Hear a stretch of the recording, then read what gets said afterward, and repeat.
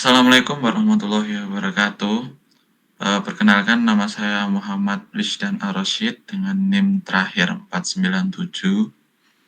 Dan Lanjut. saya Iswa Yudi dengan NIM 502. Saya Parasandia Soyo dengan NIM terakhir 503.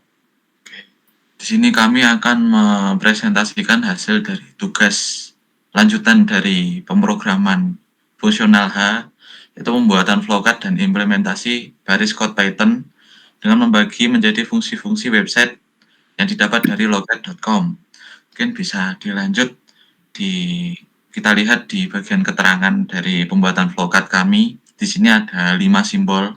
Yang pertama itu ada terminator simbol, itu untuk permulaan, start atau mulai, dan juga akhir, stop atau selesai dari kegiatan. Lalu ada predefined proses, pelaksanaan suatu bagian atau prosedur. Lalu ada input-output simbol yang dilambangkan seperti ini, jajar genjang berwarna merah. Ini dilakukan untuk proses input-output tanpa tergantung jenis peralatannya. Setelah itu ada processing simbol, yaitu untuk pengolahan atau di dalam komputer itu kira-kira dia akan melakukan operasi seperti apa dan bagaimana. Dan yang terakhir ada decision simbol, yaitu yang digunakan untuk kondisi yang ada, apakah ia bernilai true, false, ataupun lain sebagainya. Mungkin bisa kita lihat pada flowcard yang pertama atau fungsi menu utama. Di sini bisa kita lihat ada simbol mulai dan juga simbol akhir atau tampilan pesan dan keluar. Ketika kita mengakses aplikasi nanti akan menampilkan menu utama. Lalu di menu utama tersebut ada decision simbol atau simbol pemilihan, ada cari event, pembelian tiket, pembayaran, buat event baru, kelola event, dan yang terakhir adalah keluar. Yang mana ini nanti akan kita bahas satu persatu dengan masing-masing 5 pilihan ini akan memiliki flowchart yang akan dijelaskan oleh teman-teman saya. Oke, lalu lanjut ke bagian yang pertama. Kita akan melihat flowchart pencarian event. Di sini pencarian event itu dimulai dari user memasukkan input yang mana nanti akan dimasukkan ke dalam nama event atau variabel nama event yang nantinya ketika proses akan mengalami lowercase. Jadi inputan user nanti akan menjadi kecil semuanya, yang nantinya dia akan bisa difilter kira-kira nama event itu sesuai nggak sama database nama. Dan setelah nama tersebut apabila ditemukan, maka ia akan mengeluarkan output event ditemukan dengan menampilkan detail event in event result. Dan jika tidak, maka dia akan mengeluarkan output event tidak ditemukan. Untuk codingannya mungkin bisa kita lihat seperti ini. Di sini ada cari event tadi dia memasukkan lalu dikecilkan semua inputannya, lalu dia saring apakah ini sesuai atau enggak di dalam fungsi filter event, dan juga yang terakhir ada tampilan hasil cari, kira-kira apakah event tersebut ada atau tidak. Oke, mungkin bisa dilanjutkan di fungsi pembelian tiket oleh saudara saya, monggo. Oke, selanjutnya itu fungsi pembelian tiket. Jadi flowchart fungsi pembelian tiket itu yang pertama ada mulai untuk pilih event, kemudian ada untuk cek stok dan untuk proses pembelian tiketnya. Untuk pilih event ini, jadi ada inputan untuk memasukkan ID atau event. Nah, di sini ada pilihan jika ID event ditemukan, jika iya maka akan ke return event ID. Jika tidak, akan ada error, yaitu value error event tidak ditemukan. Kemudian untuk cek stok, jadi selanjutnya akan ambil data tiket dari database tiketnya. Jika stok tiket di atas 0, jadi jika iya maka akan nge-return true, jika tidak akan nge-return false.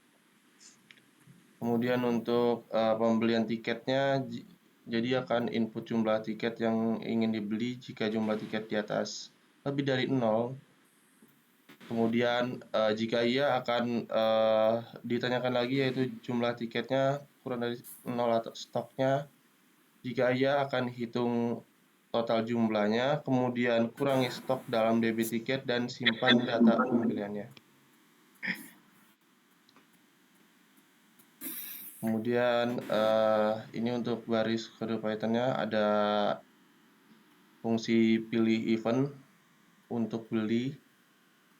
Kemudian ada fungsi untuk mengecek ketersediaan stok tiketnya. Jadi DB tiket itu untuk mengambil data tiket berdasarkan ID event. Kemudian ada fungsi proses pembelian tiket.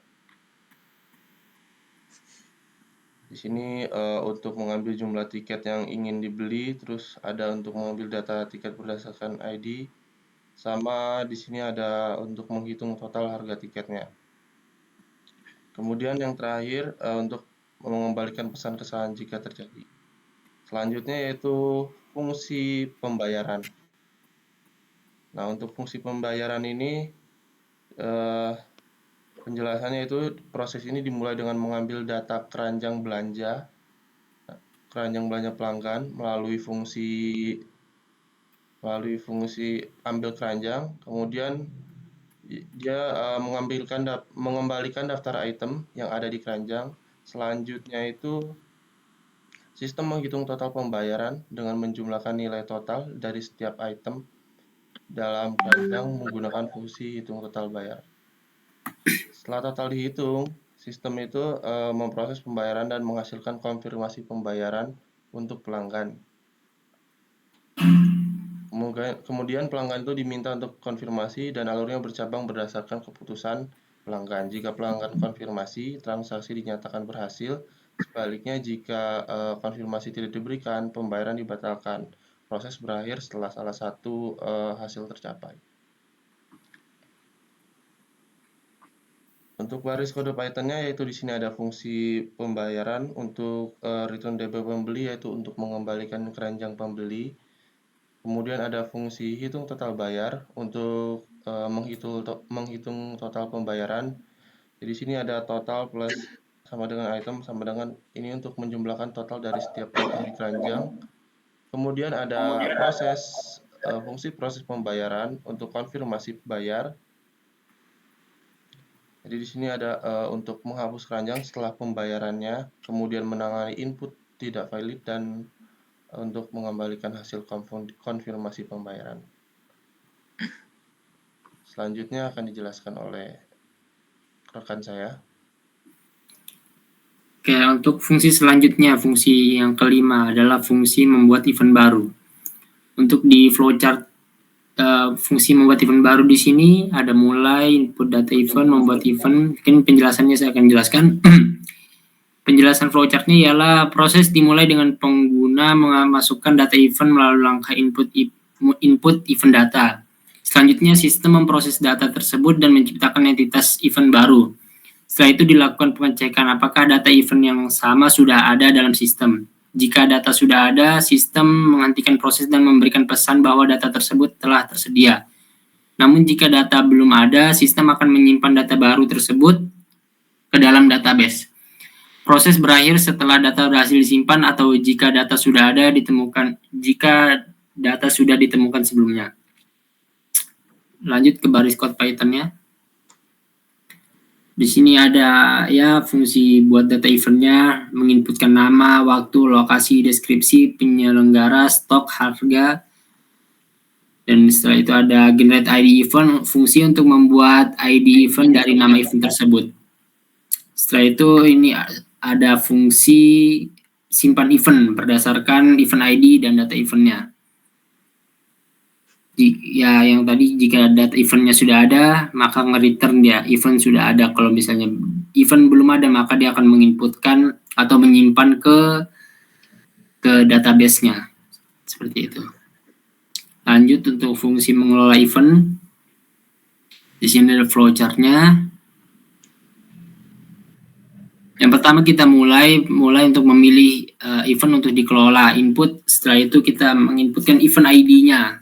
Menggunakan lowercase event ID. Jika event ID di dalam database event, maka event ID kalau misalnya tidak ada, maka event ID tidak ditemukan, maka tidak bisa dikelola gitu. Kalau misalnya ada, maka akan membeli menu lagi, update data event atau hapus eventnya seperti itu. Jika kita memilih update data, kita bisa menginputkan nama, waktu, lokasi, deskripsi penyelenggara, dan apa yang ingin diupdate seperti itu. Jika kita ingin menghapus data, maka kita bisa memilih untuk menghapus datanya tersebut. Output, jika update data berhasil, maka event berhasil berbarui. Jika data event dihapus, maka event berhasil dihapus. Setelah itu akan output selesai. Selanjutnya untuk baris kode Python-nya seperti ini, kita bisa pilih event untuk dikelola, kita memilih memasukkan ID-nya tersebut. Jika ID tidak ada di database, maka tidak ditemukan. Jika ini selanjutnya fungsi untuk update data jika sesuai dengan ID-nya. Jika ditemukan di database, maka kita masukkan data yang ingin diperbarui sesuai dengan datanya. Setelah itu ada fungsi hapus event data sesuai dengan event ID-nya. Jika event ID-nya ada di database, maka bisa dihapus data-datanya sesuai dengan event ID yang ingin dihapus. Mungkin itu saja yang dapat kami sampaikan. Saya kembalikan kepada host. Oke, terima kasih atas partisipasinya teman-teman, dan juga atas sekian, mungkin cukup sekian yang dapat kami sampaikan. Kurang lebihnya mohon maaf. Nun wa kulami turun. Wassalamualaikum warahmatullahi wabarakatuh. Waalaikumsalam warahmatullahi wabarakatuh.